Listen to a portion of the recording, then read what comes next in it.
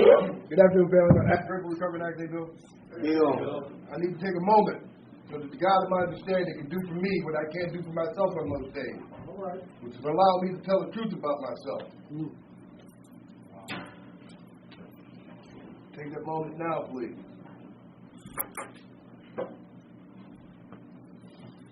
Once again, I am an egomaniac with delusions of grandeur, and I suffer from low self-esteem. I'm an addict recovering from the disease of addiction, and my name is Bill. What's up, Bill? My topic: cool if you do, doomed if you don't. Now, when I first got that topic, I was like, what the hell? And the reason why I say that is because that thing is so applicable. I don't care where you're at in your recovery. You can have 30 years clean, and there's something that you're cool if you do and doomed if you don't. But then when I talked to Hank and found out this was a newcomers conference, it forced me to go back to where I was in the beginning of my process. See, when I came into this process, I was not sure. Matter of fact, I was absolutely positive that this shit wasn't going to work for me. See, I'd been in active addiction for over 30 years. Everything that I had tried and tried to stop, I resolved myself to the fact that I was going to die using. I didn't think there was a way out for me. See, I was talking with another recovery addict as we were driving down here, and the thing that hit me more than anything else was the last time I got high. See, my clean date is 2/10/06. I remember my last use. I remember the pain. I remember the degradation. I remember the humiliation. I remember everything about my last use. And the cat that I was talking to was celebrating 21 years clean, and he remembered his. He remembered his last use. I've heard it shared around here, if you don't remember your last use, you probably haven't had it yet. So, when we talk about cool if you do, doomed if you don't, we're going to keep it as simple as fucking possible. Cool if you don't get high. If you don't use drugs. Doomed if you do. It don't get no simpler than that. If you're sitting in this room, it is not by mistake. Your ass has to be torn out the frame for you to come look to us dregs of society for help. See, this process was put together because only an addict can understand what an addict is going through and what it's going to take not to get high. See, it's as simple as that. When we pick up this literature, you started Who's an Addict. I remember the first time I read that shit. I thought somebody had followed my ass the fuck around. I'm telling you, because everything that I didn't know I was identifying, I thought these motherfuckers was telling my story. See, when we talk about cool if you do and doomed if you don't, I always carry my literature with me. There's always a basic text in any of my cars. There's always a basic text on any of the rooms in my house. I got a bunch of them. Because I never know when I need to refer back to something that I've read already. I've read it from cover to cover. Many times. Cool if you do. Doomed if you don't. You're cool if you get an understanding of this literature. You're doomed if you don't. And that may seem like an absolute, but it's not. See, what I've come to understand about this process, this is a collective experience of those who have come before me, who have found the way out, laid out a roadmap, and asked me to follow it. When we talk about cool if you do, doomed if you don't, cool if you keep coming back, doomed if you don't. Our literature tells us we don't care if you use. In recovery and relapse, it says it takes a great strength to come back after you use. That's why we say keep coming back. A lot of places you'll go here and stay. No, fuck that. Keep coming back. This process is not for those who need it. It's for those who want it. You have to chase this shit The same way you chase your dough. When I first came into this process, they told me if I put 10% of the effort I put in getting high and staying clean, I'll never use again. 10%. Go to a meeting, say a prayer, no matter what, don't use. Get a sponsor, get a home group, get involved.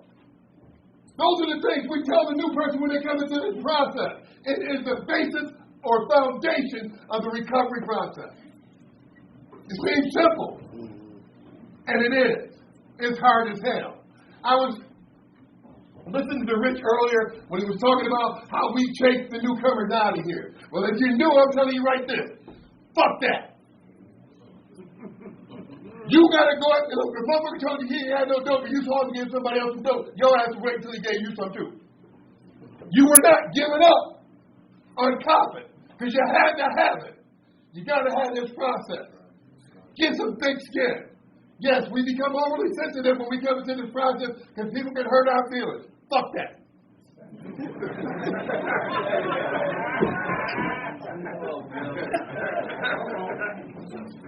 If your feelings are being hurt because somebody said you didn't share this the right way, keep coming back. See, what I've come to understand about this process, you can come in and out, in and out, in and out. It doesn't matter. Just keep fucking coming. See, the literature tells you the full fruit of the labor of love lives in its harvest and it always comes in its right season. That's from the introduction. You don't go before who's an addict. It's from the introduction. It's telling you right there and then. We get it when we're supposed to get it, not when we want to get it. I am lucky enough right now that relapse is not a part of our story. Yes. Esoteric. And the reason why I say yes, because I am not exempt. But I do firmly believe if I don't do the things that I did at the very beginning of my recovery and continue to do them to this day in my recovery, I will use again. I'm saying, yeah, I'm a member of the no matter what club, all of these other catchy ass shit, but the truth of the matter is this. If I don't go to a meeting, if I don't call my sponsor, and doomed if you do, cool if you do, damned if you don't, if I don't work steps. I want to make sure y'all hear me. This is a 12-step program. It's about Owen. There you go.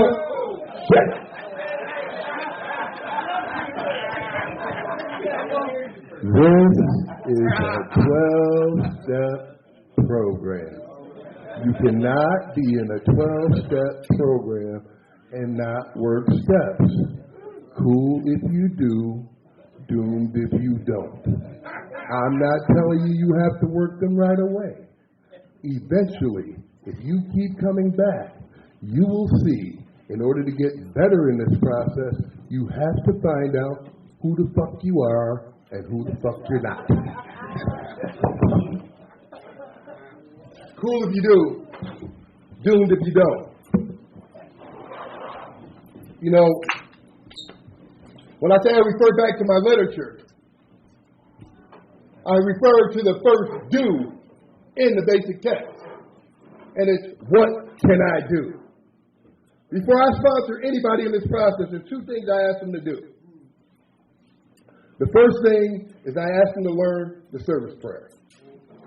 And I say, before you do any work, before you write on anything, I want you to learn the service prayer and say it. If you put it down and go back, I want you to go back and start the service prayer all over again. And for those of you new people who don't know what the service prayer is, I'm going to read it to you. It's at the very beginning of the book. And it says, God, grant us knowledge, that we may write according to your divine precepts. Instill in us a sense of your purpose. Make us servants of your will, and grant us a bond of selflessness, that this may truly be your work, not ours, in order that no addict anywhere may die from the horrors of addiction. And the repetitive nature of doing this, because if any of you have done step work or started step work or started anything in the process, it's real easy to be pulled away. The phone rings, your child calls, your mother's calling you up the stairs. I asked my responsees to read that start all over again. And see, the reason being because I've come to understand I didn't get here on my own. See, my higher power designed a purpose for my life. I didn't know what that purpose was. And I don't know if that purpose has been met yet. But I'm going to keep doing what it is I do just in case the purpose is to help that one person that walks through the door, whether it's in a meeting, whether it's in a convention, that walks through the door, that can identify enough with my story that they never use again. It's that simple. See, I've come to understand, being in this process, following the simple suggestions given to me at the very beginning of getting a home group, getting a sponsor, being of service. It helped me to see that it's no longer about me. It's about the one that's coming behind me. That's right. And it's no longer about you.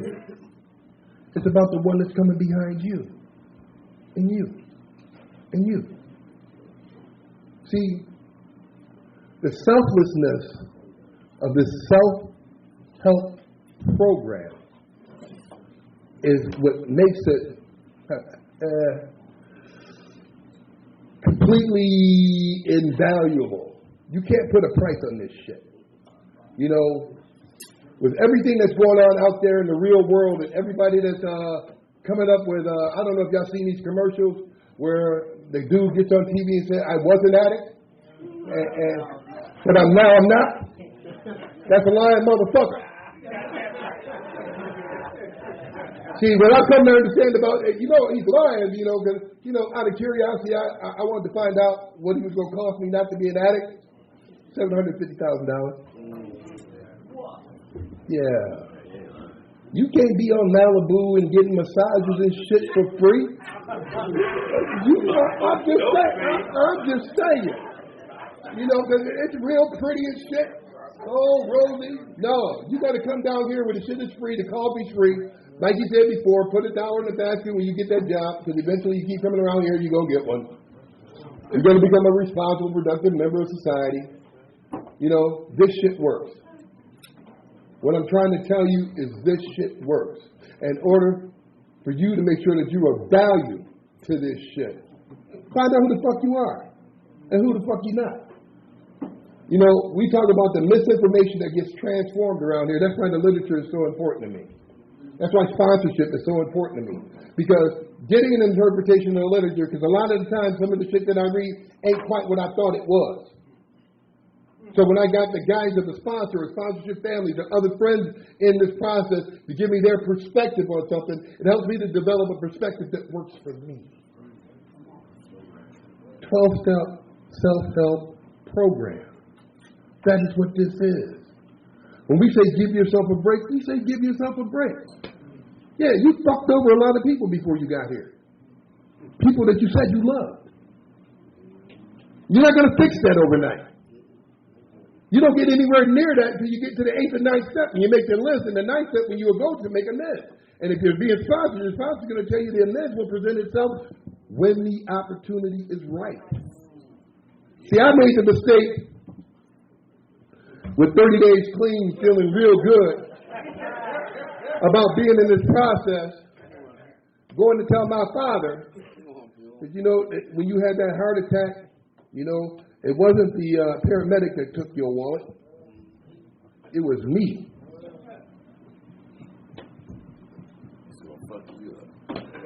Man, look. He didn't believe this process worked. He said, you're a stupid motherfucker. You've been told on yourself, don't you come back into my house.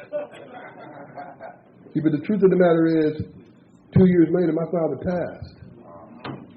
But before he died, he told me, I love you. Keep doing whatever it is you're doing. Take care of your mother.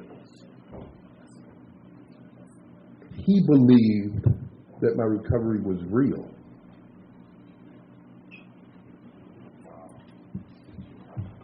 And I share that to share this. There's going to come a time, important time in your recovery, when you're going to want to make these amends. Talk with your sponsor. Do the work. prepare yourself for the fact that they might not want to hear your damn amendment, or they might not accept it. This process takes time. So give yourself a break. He gave me the 5 minutes time, so I'm going to end this with a quick story because I love stories. There was this man, and he was getting terrible headaches. So he went to the doctor and said, "Doctor, I'm getting these terrible headaches. It feels like my brain is going to explode." Doctor looked at him, examined him, and said, "I know exactly what the problem is." He said, "Your testicles are pressing up against your spine, and it's causing these terrible headaches." So without hesitation, the man looked at the doctor and said, "Take them out." So the doctor took out his testicles. He got out of the hospital. He no longer had the headache. He's feeling kind of bad, though, because he no longer had testicles. So he's walking down the street, and he's seen this shop. Little old man with a tailor tape around his neck sign said, "We've been in business over 45 years. He walked in the door and said, "Sir, I'd like to get a custom-made suit." The man looked at him and said, $48.35. He said, "Wow, that's amazing. How did you know?" He said, "I've been in business for over 45 years. He said, "I need to get a shirt, 17 and a half, 32. He said, "Wow, how did you know?" "I've been in business for over 45 years. He said, "You know what? I need to get some underwear, too."